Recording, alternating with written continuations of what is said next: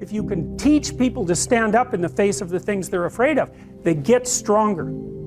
And you don't know what the upper limits to that are, because you might ask yourself, like, if for 10 years, if you didn't avoid doing what you knew you needed to do, by your own definitions, right, within the value structure that you've created, to the degree that you've done that, what would you be like? Well, you know, there are remarkable people who come into the world from time to time, and there are people who do find out over decades-long periods what they could be like if they were who they were, if they spoke their being forward. And they get stronger and stronger and stronger, and we don't know the limits to that. We do not know the limits to that. And so you could say, well, in part, perhaps the reason that you're suffering unbearably can be left at your feet, because you're not everything you could be, and you know it. And of course, that's a terrible thing to admit, and it's a terrible thing to consider, but there's real promise in it, right? Because it means that perhaps there's another way that you could look at the world, and another way that you could act in the world, so what it would reflect back to you would be much better than what it reflects back to you now.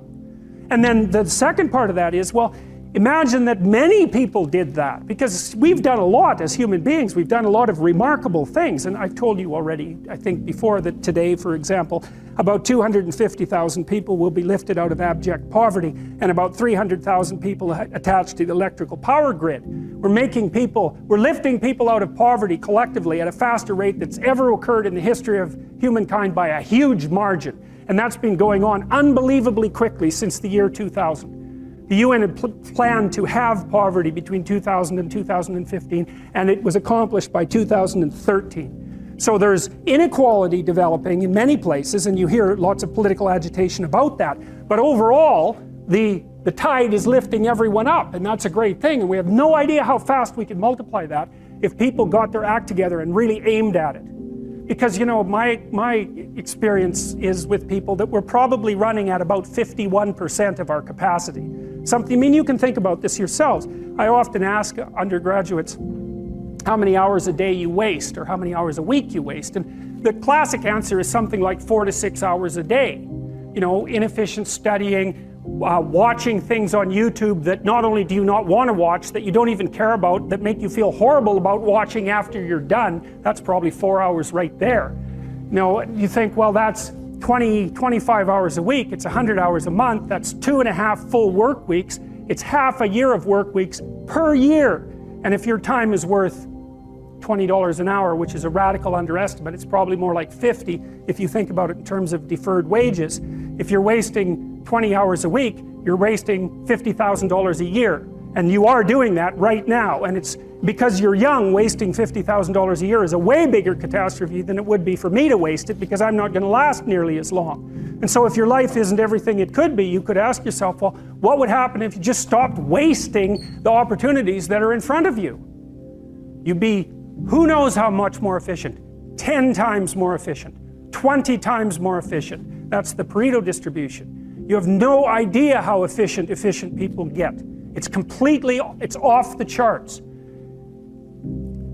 Well, and if we all got our act together collectively and stopped making things worse, because that's another thing people do all the time, not only do they not do what they should to make things better, they actively attempt to make things worse because they're spiteful or resentful or arrogant or deceitful or homicidal or genocidal, or all of those things all bundled together in an absolutely pathological package.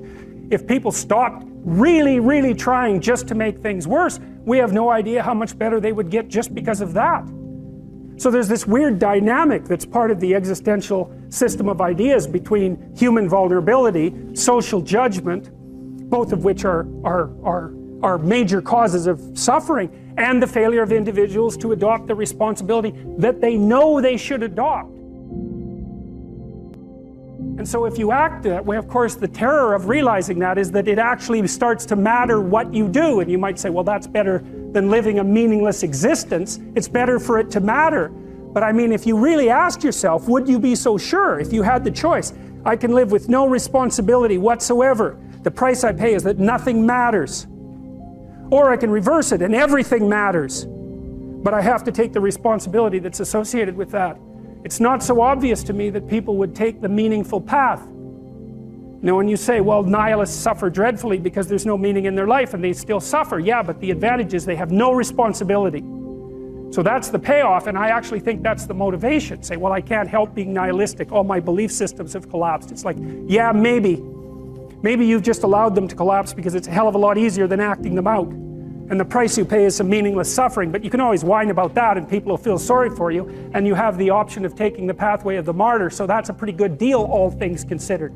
Especially when the alternative is to bear your burden properly and to live forthrightly in the world. Well, what Solzhenitsyn figured out, and so many people in the 20th century, it's not just him, even though he's the best example, is that if you live a pathological life, you pathologize your society. And if enough people do that, then it's hell. Really. Really. And you can read the Gulag Archipelago if you have the fortitude to do that, and you'll see exactly what hell is like. And then you can decide if that's a place you'd like to visit, or even more importantly, if it's a place you'd like to visit and take all your family and friends. Because that's what happened in the 20th century. You know, we don't live that long, right? And we're really complicated. And it's not easy to learn how to be a person. You know, I mean, it takes you like 40 years before you can learn to be a person enough so that you can get out of your mother's basement. So it's hard. That's half your life before. Well, maybe not 40, but certainly sometimes. It takes a long time to learn how to be a human being. And we're very, very complicated. We're way more complicated than we can understand. You know, and we've been watching each other for a long time, watching ourselves, telling stories about ourselves, trying to draw some wisdom from our self-observations to teach to our children and to our grandchildren and so forth. And we've codified them in all sorts of strange ways in these memorable stories, fairy tales and myths and religious stories, all of those things. And what are they there for? They're there to remind us who we are, because we need to know who we are. I believe the most important idea that's ever been generated is the idea that men and women are made in the image of God. I think that a culture that isn't predicated on that belief, knowingly or unknowingly, and better knowingly, is doomed to absolute catastrophe. Because there's no reason to assume that there isn't something about us that's of transcendent value. I mean, if for no other reason than the fact of our consciousness, you know, like here we are, we're aware of what there is. And it isn't even obvious that there could be what there is if there wasn't something that's aware of it. And so our very awareness plays an integral role in the fact of being itself.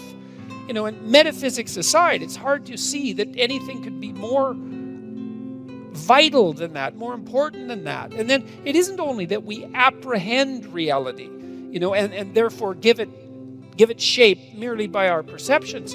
It's also clearly the case that we partake in its shaping, and we call ourselves on that. You know that you feel guilty and ashamed when you're not doing what you could be doing, when you're not living up to your potential, when you're not making the most of what's offered to you. You understand at a very deep level that you're breaking. There's no other way of saying it. You're breaking a divine commandment. You're offered this unbelievably rich possibility, and it's there for you to grapple with.